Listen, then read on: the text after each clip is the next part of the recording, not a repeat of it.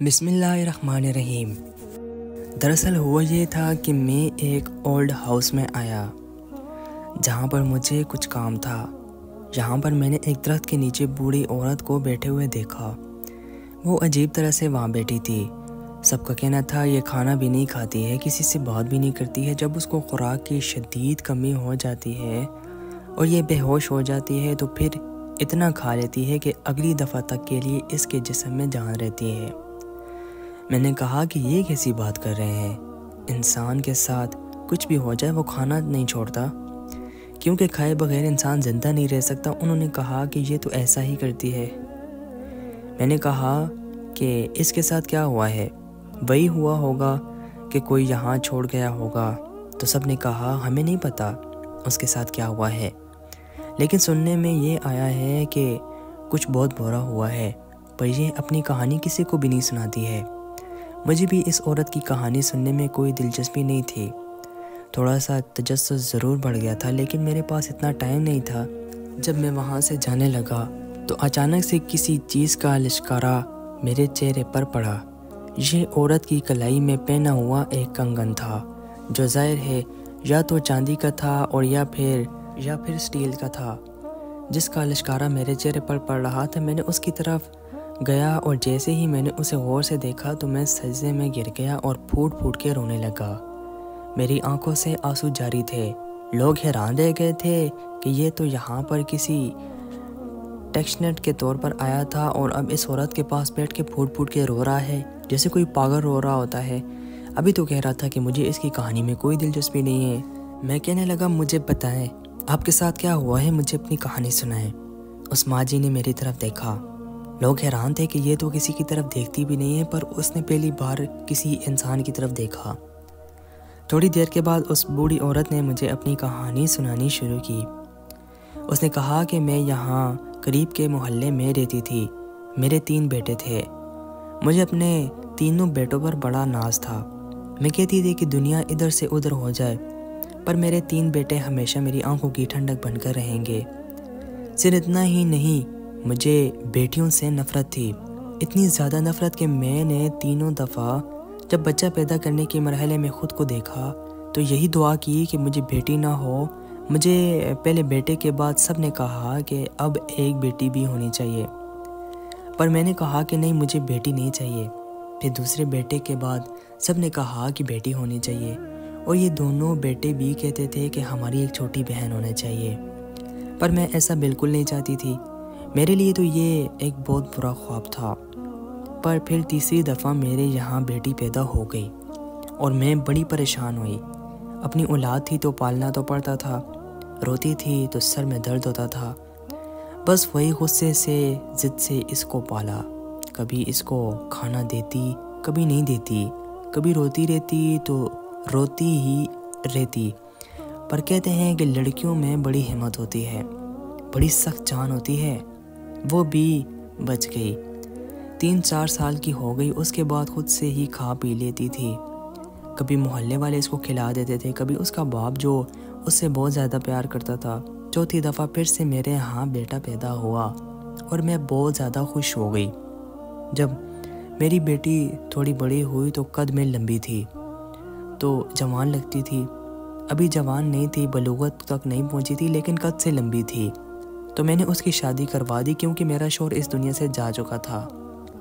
مجھے روکنے والا کوئی نہیں تھا۔ میرے بیٹے بھی اس معاملے میں کیا بولتے، ان کو پتہ ہی تب چلا جب میں نے نکاح کی رسم کروا کے اپنی بیٹی کو رخصت کر دیا تھا، اور رخصت بھی کسی ایسے انسان کے ساتھ نہیں کروایا تھا، میری بہن کا شوہر تھا۔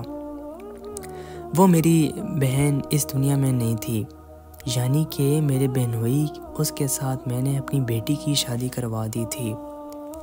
اس نے کہا تھا کہ 2 بچے ہیں جن کو سنبھالنے والا کوئی نہیں ہے، اور وہ دوسرے شہر چلا گیا۔ اس کے بعد میں نے کبھی اپنی بیٹی کے بارے میں نہ تو سوچا اور نہ اس کی فکر کی کہ کہاں ہوگی، کس حال میں ہوگی، اور اپنی زندگی کو سکون سے گزارنے لگی۔ میرے بیٹے بھی جوان ہو چکے تھے، بڑے بیٹے کی شادی بھی کروا دی، چھوٹے بیٹے کی منگنی کروا دی، تیسرا بیٹا ابھی پڑھائی کر رہا تھا۔ اپنے بیٹوں پر بڑا ناز تھا مجھے۔ میرا بڑا بیٹا بہت اچھی کمائی کرتا تھا، بہت سارے پیسے کماتا تھا، گھر کو بڑے اچھے طریقے سے چلاتا تھا، سب لوگ مجھ پر رشک کرتے تھے اور میری طاقت میرے بیٹے تھے۔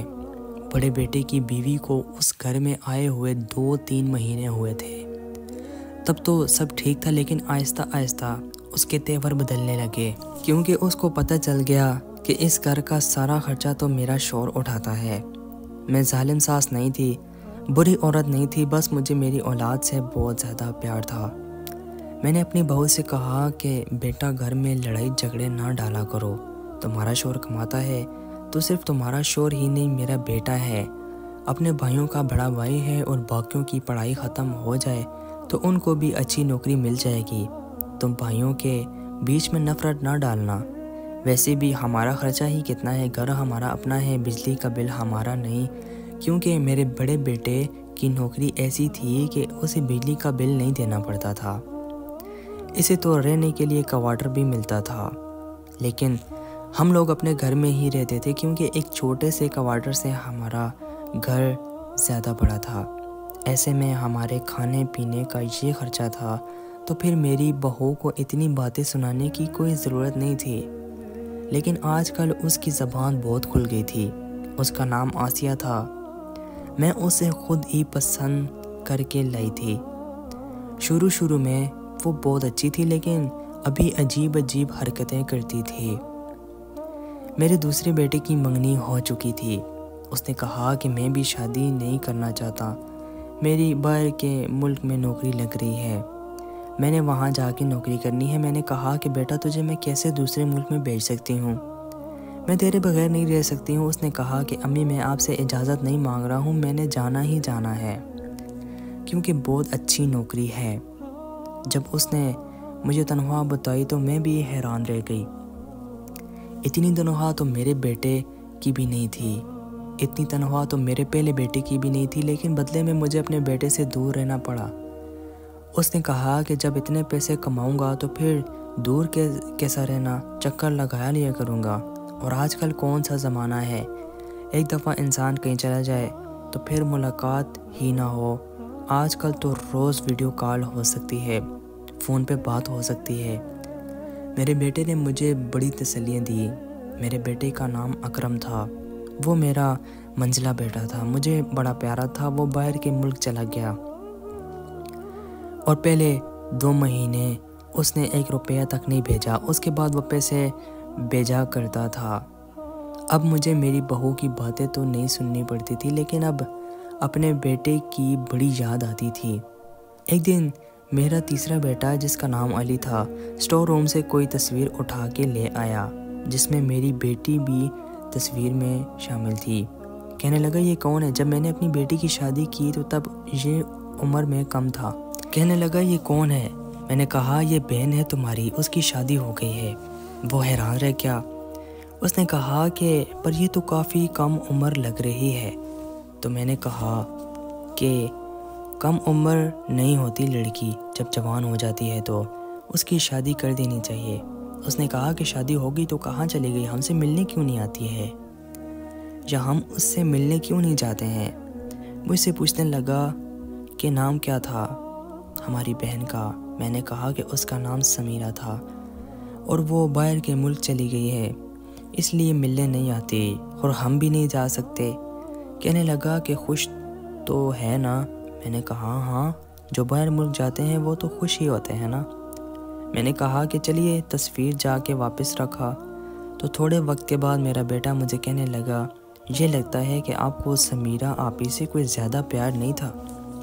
میں نے کہا کہ بیٹیوں سے زیادہ پیار کرنا بھی نہیں چاہیے، انہوں نے ویسے بھی اگلے گھر جانا ہوتا ہے، زیادہ پیار کرو تو خود کو بھی تکلیف ہوتی ہے اور ان کو بھی۔ میرا چھوٹا بیٹا بہت ہی منجو ہی ٹائپ کا تھا، کیونکہ گھر میں سب سے چھوٹا سا ہر بات اس کی مانی جاتی تھی۔ اب منجملہ بیٹا باہر چلا گیا تو اس نے عجیب سی کوئی ویڈیو گیم منگوا لی۔ اب پورا دن وہ اسی پہ لگا رہتا تھا، کبھی تو ایسا کھویا ہوتا تھا کہ میں آوازیں بھی دیتی رہتی ہوں، اسے سنائی ہی نہیں دیتی تھی، کانوں پہ بھی کوئی چیز لگا کر بیٹھا رہتا تھا۔ بلکہ اب تو معاملات ایسے ہو گئے تھے کہ میں پاس پڑی مر جاؤں تو اس کو احساس تک نہ ہو، وہ گیم کے اندر ہی لگا رہے۔ میں نے اپنے بڑے بیٹے سے کہا اس نے کہا کہ یہ تو اکرم کا قصور ہے، اس نے کیوں اس کے لیے ایسی گیم بھیجی ہے؟ آپ کو نہیں پتہ آج کل گیموں کے پیچھے نوجوان نسل کتنی پاگل ہو رہی ہے، اس کو نہیں بھیجنی چاہیے تھی۔ اس نے تو اکرم پہ غصہ نکال دیا، کیونکہ اب اکرم سے جلنے لگا تھا، جو اس سے 4 گنا زیادہ پیسے کماتا تھا۔ کبھی کبھی اکیلی بیٹھ کر سوچتی تھی کہ میرے بیٹے صحیح راستے پر نہیں جا رہے ہیں۔ میرے بڑے بیٹے کی سرکاری نوکری تو تھی اور دوسرا بیٹا بھی اچھی نوکری کرتا تھا، تیسرے بیٹے کی ابھی پڑھائی چل رہی تھی، وہ بھی اچھی ڈگری لے رہا تھا، لیکن پھر بھی ان تینوں کو آپس میں جوڑے رکھنے میں ناکامیاب ہو رہی تھی، کیونکہ ان کو آپس میں ایک دوسرے سے کوئی پیار ہی نہیں تھا۔ ایک دن مجھے اکرم کی کال آئی تو میں نے ٹائم سے اٹھائی نہیں، پھر سوچا کہ خود ہی کال کر لیتی ہوں۔ جب دوبارہ فون کیا تو کسی لڑکی نے فون اٹھایا، کہنے لگی کہ آپ کون ہیں؟ میں نے کہا تم کون ہو، میرا بیٹا کہاں ہے؟ تو اس نے میرے بیٹے کو آواز دی۔ اس کا آواز دینے کا طریقہ میں سمجھ گئی تھی، ایسے کوئی بیوی ہی اپنے شوہر کو بلا سکتی ہے، لیکن وہ میرے بیٹے کی بیوی کیسے ہو سکتی تھی؟ میرے بیٹے کو باہر کے ملک گئے ہوئے 1 سال ہو گیا تھا، 6 مہینے بعد وہ آیا تھا، لیکن اس کے بعد اب اس کے آنے کا وقت تھا۔ اس نے کہا تھا کہ میں ہر 6 مہینے بعد آیا کروں گا، اس لیے تو میں اس سے پوچھنا چاہتی تھی کہ اب آئے گا۔ تھوڑی دیر بعد میرا بیٹا فون پر آ گیا، میں اس سے باتیں کرنے لگی۔ میں نے کہا کہ ابھی کسی لڑکی کی آواز آئی تھی، وہ کون ہے؟ تو اس نے کہا کہ ماں مجھے آپ کو بتانا تھا، لیکن آپ غصہ کرتی، اس لیے میں نے آپ کو نہیں بتایا۔ میں نے ادھر ہی شادی کر لی ہے، میری بیوی تھی اور ماں بھی بننے والی ہے۔ اس نے یہ بات اتنے آرام سے کہہ دی کہ میں حیران رہ گئی۔ پہلے بیٹی کی شادی پہ میں نے دھوم دھام سے کی تھی، میرا پہلا بیٹا تھا جس کی شادی تھی، اس طرح دوسرے بیٹے کی شادی پہ بھی میرے کچھ ارمان تھے، اس نے وہ سب ختم کر دیا، شادی بھی کر لی اور وہ خیر باپ بھی بننے والا تھا۔ مجھے بتانا بھی ضروری نہیں سمجھا اور ابھی بھی ایسے بتایا کہ بس ایک لائن میں بتا دیا۔ میں نے کہا کہ بیٹا یہ کیا کیا تو نے، شادی کر لی؟ تو فوراً سے ہی وہ غصہ ہو گیا۔ جب میں نے اتنا ہی تو کہنا تھا، میرا کوئی نہ کوئی رد عمل تو ہونا ہی تھا نا، آگے سے کیا میں چپ کر جاتی؟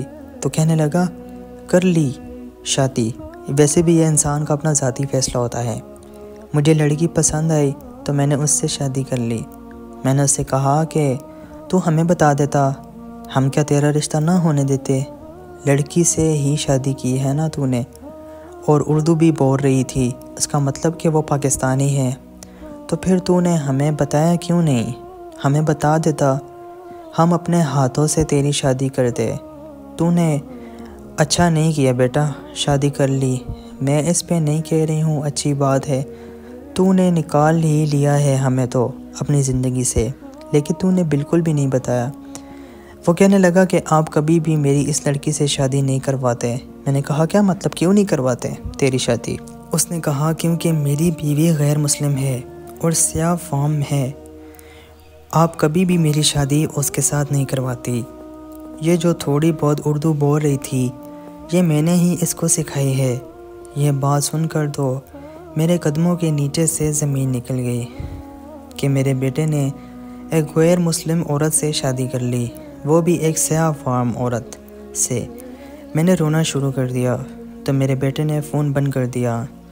اس نے کہا کہ میرے پاس قسم سے ٹائم نہیں ہے، آپ آرام سے بیٹھ کے روئے لیں، کیونکہ اب آپ ہنسیں یا روئیں یہی آپ کی بہو ہے، ابھی تو وہ ماں بننے والی ہے، اور چھوٹے بچے کو لے کر ہم اتنا لمبا سفر نہیں کریں گے، لیکن کبھی نہ کبھی اسے واپس لے آؤں گا آپ سے ملوانے کے لیے، اس کو بھی بہت شوق ہے پاکستان دیکھنے کا، وہ بھی خوش ہو جائے گی۔ اتنا کہہ کر میرے بیٹے نے فون بند کر دیا اور میں روتی رہی۔ میرا چھوٹا بیٹا میرے رونے کی آواز سن کے آیا اور اس نے جا کے بڑے بیٹے کو بھی بتا دیا۔ تھوڑی دیر کے بعد میرا بڑا بیٹا اور میری بہو بھی آ کر بیٹھ گئے کہ ہوا کیا ہے، کیوں رو رہی ہیں؟ تو میں نے ان کو سب کچھ بتا دیا۔ میری بہو اس بات پر ہنسنے لگی۔ اس نے کہا حبشی عورت پہ شادی کر لی ہے، کیسی لگتی ہوگی، بالکل کالی سیاہ، جب تک ہستی نہیں ہوگی تب تک نظر نہیں آتی ہوگی۔ میں نے اسے کہا مجھے اس کے حبشی یا کالے ہونے سے کوئی مسئلہ نہیں ہے، سب کو اللہ نے بنایا ہے، لیکن وہ ایک غیر مسلم لڑکی ہے، اس کے ساتھ شادی کر لی ہے، ہمیں بتایا بھی نہیں ہے، خاندان والوں کو کیا جواب دیں گے ہم، اور جس جگہ اس کی منگنی ہوئی تھی ان کو کیا جواب دیں گے۔ میں نے تو یہ بھی نہیں سوچا کہ ہم نے اس کی منگنی کروائی تھی۔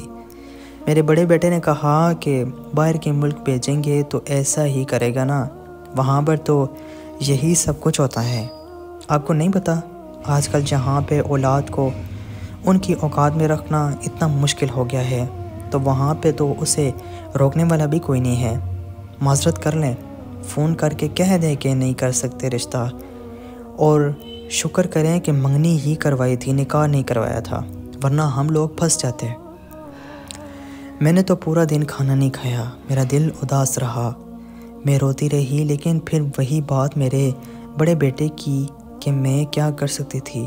جی ہاں، اس کی منگنی کی تھی، ان لوگوں کو بھی فون کیا، ان لوگوں نے بھی بڑی باتیں سنائی کہ یہ کیا بات ہوئی، آپ نے خود منگنی کی تھی، یہ رشتہ لینے کے لیے آپ لوگوں نے بڑے چکر لگائے تھے، اور آپ لوگ ایسی مناسبت بات کر رہے ہیں۔ میرا ارادہ ان لوگوں کو صرف اتنا بتانے کا تھا کہ ہم لوگ منگنی توڑ رہے ہیں، لیکن جب انہوں نے زیادہ باتیں کی تو میں نے کہا کہ کیسے شادی کرواؤں آپ کی بیٹی کی، اس نے کسی اور سے شادی کر لی ہے۔ پھر وہ لوگ بھی چپ ہو گئے۔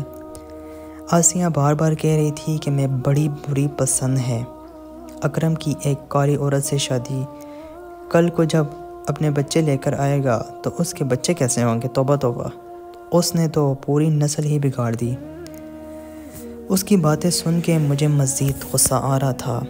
جب ایک دن میرے چھوٹے بیٹے علی نے مجھے کہا کہ کچھ پیسوں کی ضرورت ہے، میں نے کہا کہ وہاں کتنے پیسے چاہیے، میں اسے 1000-2000 دے ہی سکتی تھی، کیونکہ جیب خرچ تو وہ پہلے ہی ختم کر چکا تھا، لیکن وہ ایسا ہی کرتا تھا، اپنا جیب خرچ وہ مہینہ ختم ہونے سے پہلے ہی ختم کر لیتا تھا۔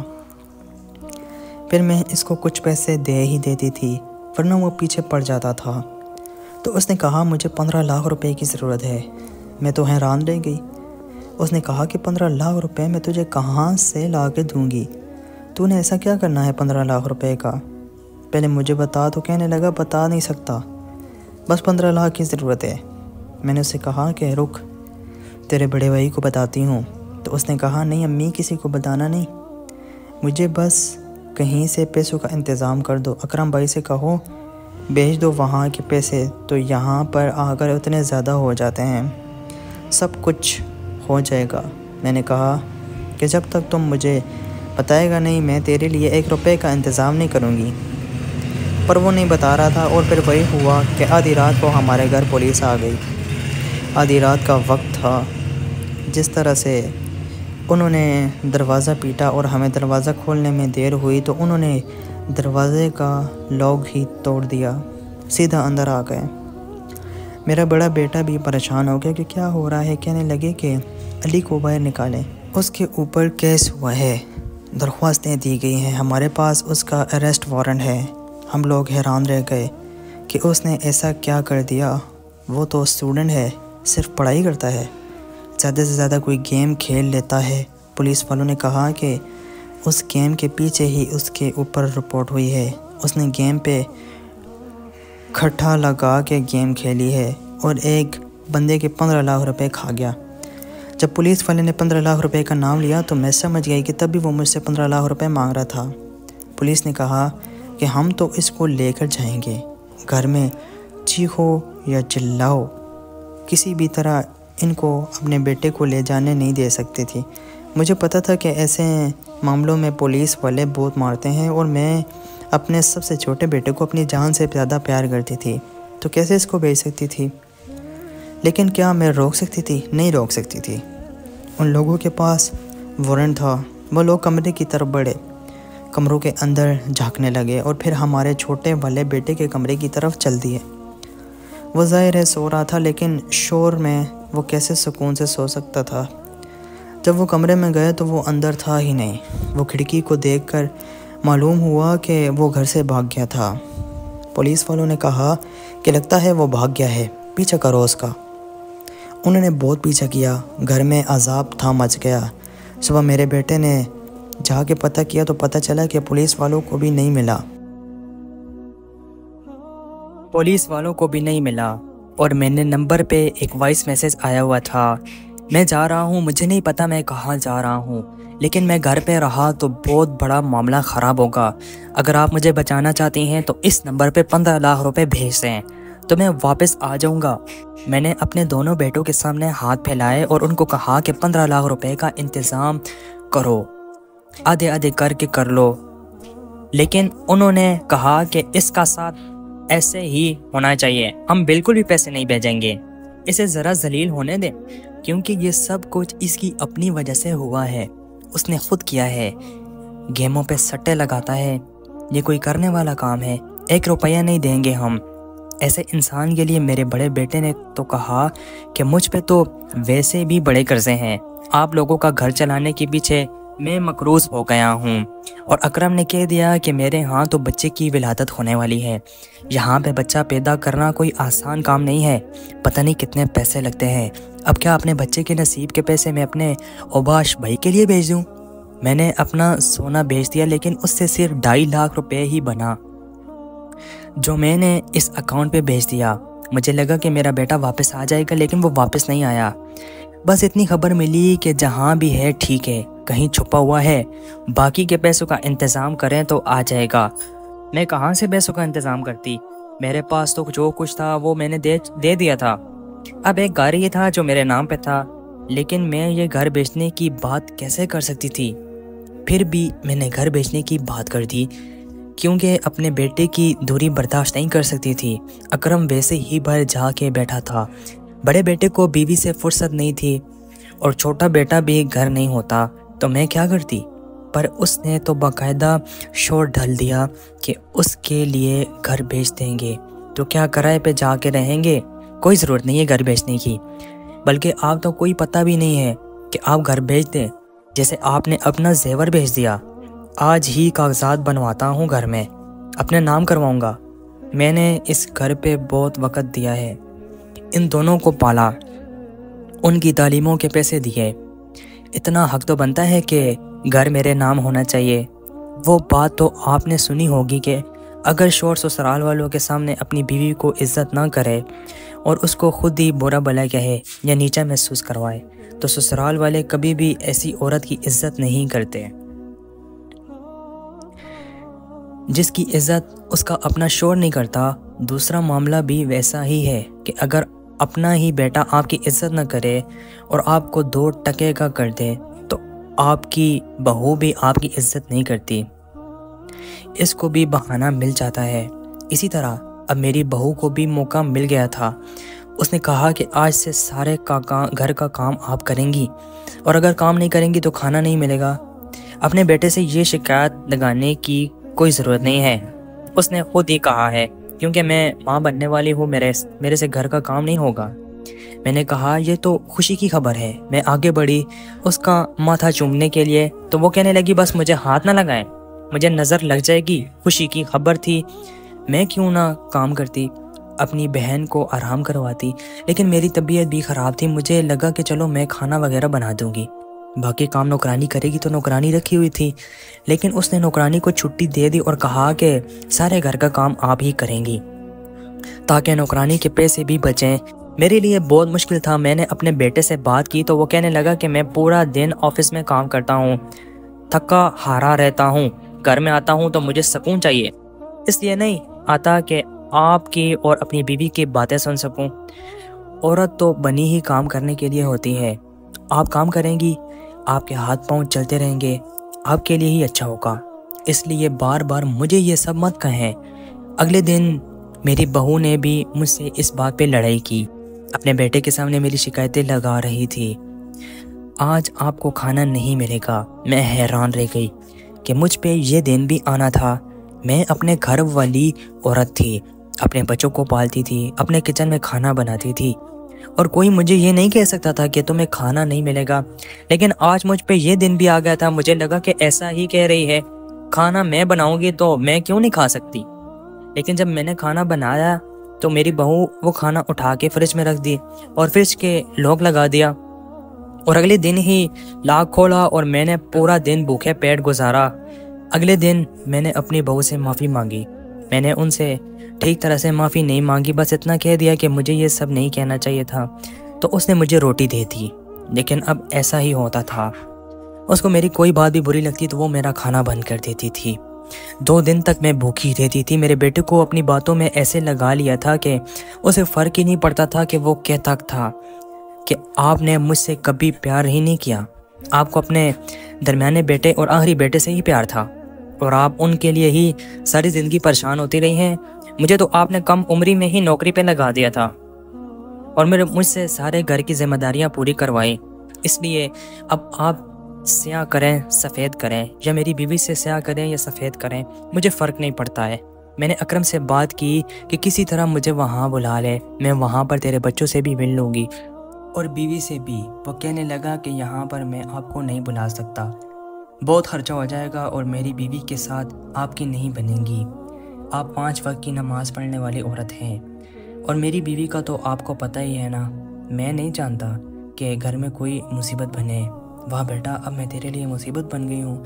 تو وہ کہنے لگا مصیبت نہیں ہے لیکن مصیبت بن سکتی ہے، بہو اور ساس کی ویسے ہی نہیں بنتی، اور پھر ایک مسلمان ساس اور غیر مسلم بہو کی کیسے بنے گی؟ آپ لوگ تو میرے گھر کو جنت دوزخ کا ماحول بنا دیں گی، میں جنت اور دوزخ میں پھنسنا نہیں چاہتا۔ میں نے کہا پر تیری جنت تو میں ہوں نا۔ کہنے لگا کہ ہاں آپ میری جنت ہے لیکن آپ دوزخ نہ بن جائیں، اس لیے میں اس معاملے میں نہیں پڑھنا چاہتا۔ اور کیوں، کیا ہو گیا؟ آپ کے پاس اپنے 2 بیٹے ہیں نا، آپ کا بڑا بیٹا جو ساری زندگی اتنے پیسے کماتا رہا اور آپ اس کے صدقے واری جاتی رہیں، اور چھوٹا بیٹا جسے آپ نے اپنی آنکھوں کا تارا بنا کے رکھا۔ مجھے بیچ والے کی آپ کو کیا ضرورت ہے؟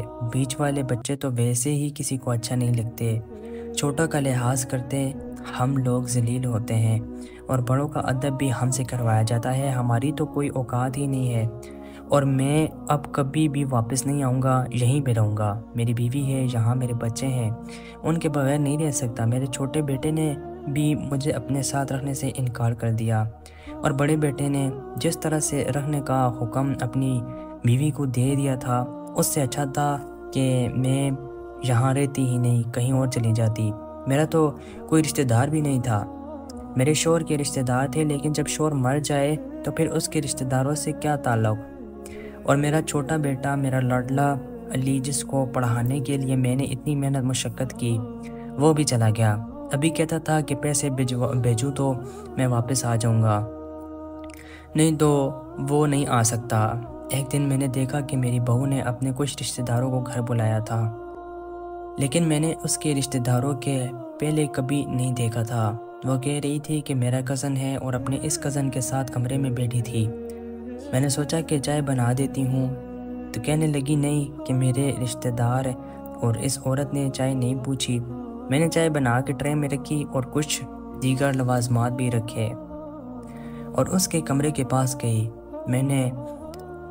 لیکن اس نے جواب نہیں دیا، تو میں نے دروازے پر دستک دے دی، اس نے پھر بھی جواب نہیں دیا۔ میں نے سوچا کہ دستک تو میں نے دی ہے، دروازہ کھول کے اندر چلی جاتی ہوں، اور جب دروازہ کھول کے اندر جانے لگی تو دیکھ کر حیران رہ گئی کہ دروازہ اندر سے لاک تھا۔ ایسے کوئی مہمان آتا ہے اور وہ بھی ایک آدمی کو کون دروازے کو روک لگاتا ہے؟ وہ کہہ رہی تھی کہ میرا کزن ہے، لیکن اگر کزن بھی تھا تو اسے اپنے بیڈ روم میں بٹھانے کی کیا ضرورت تھی، اور پھر دروازے کو لاک لگانے کی کیا ضرورت تھی؟ میں نے باقاعدہ چیک کیا، دروازے کو لاک لگایا تھا۔ میں باہر آ کے بیٹھ گئی۔ تھوڑی دیر کے بعد وہ آدمی چلا گیا، اس نے مجھ سے کوئی بات بھی نہیں کی۔ میرا بیٹا ساتھ ہی تھا۔ میں نے اپنے بیٹے کے سامنے اپنی بہو سے کہا کہ تم نے دروازے کو اندر سے لاک کیوں لگایا تھا؟ تو کہنے لگی کیا مطلب ہے آپ کا؟ کون سا لاک؟ میں نے چائے دینے آئی تھی، وہ اندر سے لاک لگا ہوا تھا، تم اندر سے کنڈی لگائی تھی۔ یہ بات میں نے اپنے بیٹے کے سامنے کی تھی اور مجھے کنڈی بھی چاہیے۔ میرے بیٹے نے کہا کہ کیا ہو رہا ہے، کیا مطلب؟ تو میں نے اسے سب کچھ بتا دیا۔ اس نے حیران ہو کے آسیہ کی طرف دیکھا، وہ کہنے لگی کہ جھوٹ بول رہی ہے تمہاری ماں، میں بھلا کنڈی کیوں لگاؤں گی؟ اور آپ کو تو پتہ ہے نا کہ ماجد کو میں نے بڑی بہنوں کی طرح پالا ہے، وہ مجھ سے پورے 5 سال چھوٹا ہے۔ وہ کمرے میں آ کے بیٹھ گیا، تھوڑی دیر کے لیے باتیں کر رہا تھا۔ میں نے اس کو یہ نہیں کہا کہ باہر چلے جاؤ، دروازہ بھی کھلا ہوا تھا، آدھا گھنٹہ ہی تو بیٹھا ہے۔ اور وہ پوچھے اپنی ماں سے تو میں نے کہا کہ ہاں آدھا گھنٹہ ہی بیٹھا تھا، لیکن وہ دروازہ تو بند تھا نا۔ میری بہو نے میرے بیٹے کے سامنے کس طرح سے مجھے جھوٹا ثابت کر دیا میں بتا نہیں سکتی۔ وہ کہنے لگی کہ آپ میری بیوی پر الزام لگا رہی ہیں، اس کو کیا سمجھتی ہیں آپ؟ یہ کوئی بری عورت ہے، مجھے آپ سے یہ امید نہیں تھی ماں کہ آپ میری ہمسفر کے اوپر اتنا گھٹیا الزام لگائیں گی۔ میں نے کہا ایسا کچھ نہیں ہے، میں نے جو دیکھا وہ بتایا ہے، اور میں نے تو کوئی الزام نہیں لگایا ہے۔ لیکن اس کے بعد سے میرا بیٹا مجھ سے بالکل بدظن ہو گیا، اور اس نے میری کوئی بھی بات ماننا سننا چھوڑ دی۔ اب میں اس کو کچھ بھی کہتی رہتی ہوں، میری بات، میری صورت، اور میری بہو بھی مجھ سے ہر طرح سے بدلہ نکالنے کی کوشش کرتی ہے، کیونکہ وہ سمجھتی ہے کہ میں نے اس کو تہمت لگائی ہے اور وہ مجھ سے اس کا بدلہ لینا چاہتی تھی۔ اس لیے جہاں تک ہو سکتا تھا وہ مجھے تنگ بھی کر رہی تھی اور ذلیل بھی کر رہی تھی، اور مجھے پتا تھا کہ اتنی آگے نکل جائے گی۔ میں اس عورت کی کہانی سن رہا تھا اور میری آنکھوں میں آنسو آ رہے تھے۔ میں سوچ رہا تھا کہ کیسے اس نے اپنے ایک ایک بیٹے سے بھیک مانگی ہوگی، یہ کہا ہوگا کہ مجھے اپنے ساتھ رکھو۔ جب اسے انکار ملا ہوگا تو اس پہ کیا گزری ہوگی۔ اولاد کو اپنے پیٹ میں پروان چڑھانے سے لے کر بڑا کرنے تک تو اسی عورت کا ہاتھ تھا۔ تو وہ کہنے لگی کہ بیٹا میں تو پھر بھی کسی طرح حالات کے ساتھ گزارا کرنے کو تیار تھی، لیکن اب میں بوڑھی ہو گئی ہوں، مجھ سے کام نہیں ہوتے۔ میری بہو نے میرے کمرے کو سٹور بنا دیا، گھر کا سامان وہاں رکھ دیا، میرا بستر کچن میں ڈال دیا، اور میرے کمرے میں چوہے دھونے لگے۔ میرا بیٹا بھی میرے ساتھ جھگڑا کرتا اور میری بہو سے بہت محبت کرتا، اس کے لیے پھل فروٹ لے کے آتا، اور میں بیماری میں بھی دوا نہ کھاتی، گھر کے کام کرتی رہتی۔ میرے بیٹے کی آنکھوں کے سامنے یہ سب کچھ ہوتا تھا، لیکن اسے کوئی فرق نہیں پڑتا تھا۔ ایک دن ٹی وی پہ ایک ویڈیو دیکھ رہی تھی، اس میں بتا رہے تھے ماں باپ کا احساس ہمیشہ بیٹیاں ہی کرتی ہیں، بیٹے نہیں، اس لیے سب کی ایک بیٹی ہونی چاہیے۔ اس نے مجھے خیال آیا کہ سمیرہ کہاں ہوگی، کس حال میں ہوگی، لیکن پھر سوچا کہ چلو جہاں بھی ہوگی اچھے سے رہ رہی ہوگی، یہاں پہ ہوتی تو میرے ساتھ اس کے ساتھ بھی یہی ہو رہا ہوتا۔ میں نے اس بوڑھی عورت سے کہا کہ آپ اپنا گھر بیچ دیتی اور کسی طرح اپنے چھوٹے بیٹے کو واپس لے آتی، تو کہنے لگی کہ میں یہ بھی نہیں کر سکتی تھی، سوچا تھا کہ گھر بیچنے کی بات کر کے آدھے پیسے پکڑ لیتی ہوں اور اپنے بیٹے کو لے آتی ہوں، لیکن پھر مجھے اپنے چھوٹے بیٹے کے بارے میں ایک اور بات پتہ چلی، اور اس خبر نے مجھے بالکل ہی توڑ کے رکھ دیا۔ میں نے اپنے لیے لڑنا چھوڑ دیا اور حالات کو قبول کر لیا۔ وہ خبر یہ تھی کہ میرا بیٹا اس مسئلے سے کب سے نکل چکا تھا، اس نے پولیس کی رشوت دے کے ان کا منہ بند کروا دیا تھا، وہی 2.5 لاکھ روپے جو میں نے اس کو بھیجے تھے، اس کے ساتھ اس نے اپنا معاملہ حل کر لیا تھا، اور وہ اپنے دوستوں کے ساتھ ایک فلیٹ میں رہ رہا تھا۔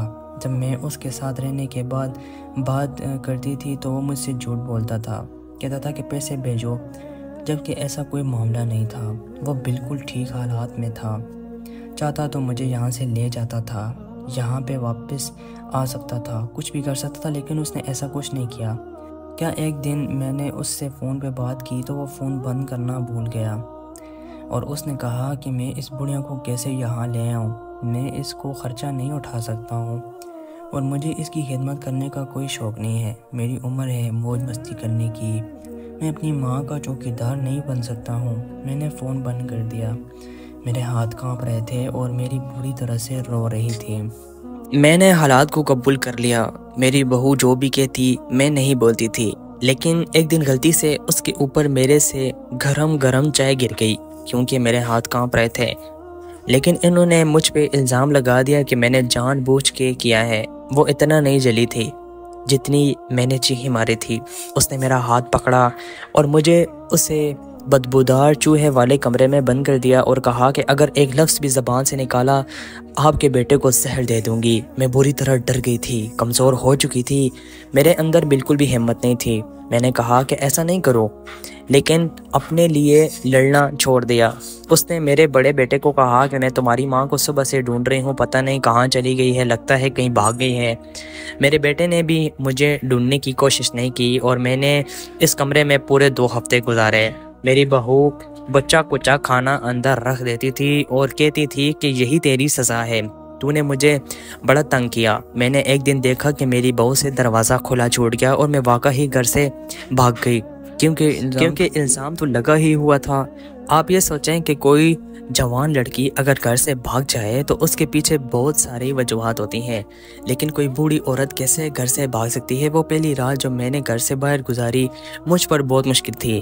اس کے بعد میں ادھر ادھر بیٹھ جاتی، کبھی کسی پارک میں، کبھی کسی عورتوں کی مسجد میں، کبھی کسی محلے میں، اور بھیک مانگ کے میں نے گزارا کیا۔ 3 مہینے اسی طرح گزارے۔ سوچو جس ماں کے 3 بیٹے ہوں وہ اس طرح سے رہے تو اس پہ کیا گزرے گی۔ پھر 2 لڑکیوں نے مجھے دیکھ لیا، میری حالت بہت بری تھی، وہ مجھے یہاں اس ہاؤس میں لے آئے۔ تب سے میں یہاں ہوں اور ادھر ہی رہتی ہوں۔ زیادہ طاقت نہیں ہے۔ یہ بات سن کر میری آنکھوں میں آنسو آ گئے۔ باقی لوگ بھی یہ کہانی سننے بیٹھ گئے تھے، وہ بھی رو رہے تھے۔ میں نے اپنے آنسو صاف کیے اور بوڑھی اماں سے کہا کہ میرے ساتھ چلیں، تو کہنے لگی میں تمہارے ساتھ کیسے جا سکتی ہوں؟ تم کون ہو؟ میں نے کہا کہ میں آپ کی بیٹی کا شوہر ہوں۔ آپ نے جس بوڑھے آدمی کے ساتھ اپنی بیٹی کو بھیجا تھا اس نے مجھے اسے اپنے گھر کی نوکرانی بنا کے رکھا تھا۔ وہ میرا چاچا تھا، اس پہ زیادہ ظلم کرتا تھا۔ وہ بیچاری بہت تکلیف میں رہی، اس نے اپنی زندگی کے کچھ سال بڑے برے گزارے، لیکن پھر میں نے اس کا ہاتھ تھام لیا اور اس کا اتنا اچھا نصیب تھا ماں جی کہ مجھے اچھی بھلی نوکری بھی مل گئی اور گھر بھی، اور اب ہم دونوں وہاں پہ رہتے ہیں اور ہماری ایک اولاد بھی ہے۔ آپ نے جو اپنا اور اپنے بھائیوں کا نام بتایا ہے، یہ نام تو میں نے اپنی بیوی کی زبان سے کئی دفعہ سنے ہیں۔ میں سمیرہ کا شوہر عدیل ہوں۔ یہ بات میں سن کے حیران رہ گئی۔ لڑکا تو بہت اچھا تھا، مجھے اپنے ساتھ لے جانا چاہتا تھا، لیکن میں سمیرہ کا سامنا نہیں کرنا چاہتی تھی۔ میں کیسے اس کے سامنے جا سکتی تھی؟ میں نے ہمیشہ اس سے نفرت کی، اس کے ساتھ برا کیا۔ آج میں اس کی رحم و کرم پر کیسے رہتی؟ پتہ نہیں یہ میرے اندر کی انا تھی یا شرمندگی، میں نہیں جانتی تھی، لیکن زبردستی مجھے وہاں سے لے گیا اور اس نے کہا کہ آپ کو یہاں نہیں چھوڑ سکتا، اب ہمارے گھر کی بزرگ ہیں، میرا تو ویسے بھی اس دنیا میں کوئی نہیں ہے، سمیرہ کو اپنے بارے میں پتہ چلے گا تو آپ سے مل کر بہت خوش ہوگی، آپ کو بہت ہی یاد کرتی تھی۔ میں یہ سن کر حیران رہ گئی کہ وہ مجھے یاد کرتی ہے، تو کہنے لگا وہ روز یاد کرتی ہے، وہ آپ کو ایک ماں کی نظر سے دیکھتی ہے، پتہ نہیں کس حال میں ہوگی۔ وہ مجھے اپنے گھر لے گیا، میں اس کا گھر دیکھ کر حیران رہ گئی۔ گھر زیادہ بڑا نہیں تھا لیکن بہت خوبصورت بنا ہوا تھا، مجھے سکون ملا۔ ایک چھوٹی سی بچی وہاں پہ دوڑتی ہوئی آئی۔ عدیل نے کہا کہ یہ ہماری بچی ہے اور آپ اس کی نانو ہیں، تو وہ بہت خوش ہو گئی، مجھ سے گلے لگ گئی جیسے ہمیشہ سے مجھے جانتی ہے۔ میرے کندھے پہ سر رکھ دیا، میں نے اسے گلے لگا لیا۔ وہ بالکل سمیرہ جیسی لگ رہی تھی، شاید اس کی بیٹی تھی۔ جب میں اندر گئی تو سمیرہ کو دیکھ کر میں حیران رہ گئی، میں اسے پہچان گئی تھی کیونکہ وہ میری بیٹی تھی، لیکن بہت خوبصورت لگ رہی تھی، خوش لگ رہی تھی، گلی لگ رہی تھی اور رونے لگی۔ میں نے اس سے معافی مانگی تو اس نے کہا کہ آپ کو معافی مانگنے کی ضرورت نہیں، بس جو ہوا بھول جائیں۔ اس کے بعد میں اپنی بیٹی کے ساتھ ہی رہنے لگی۔ بہت خوش ہوں، اللہ کا کرم ہے۔ میں بھی ماں جی سے کہا تھا۔ اب آپ نے کہانی پوری سنا دی۔ آپ کی کہانی کا اختتام اس گندے سے کوڑے کے ڈھیر پر نہیں بلکہ اپنی بیٹی کے گھر میں ہونا تھا۔ اس کے بعد ہم اس گھر میں خوشی خوشی رہنے لگ گئے۔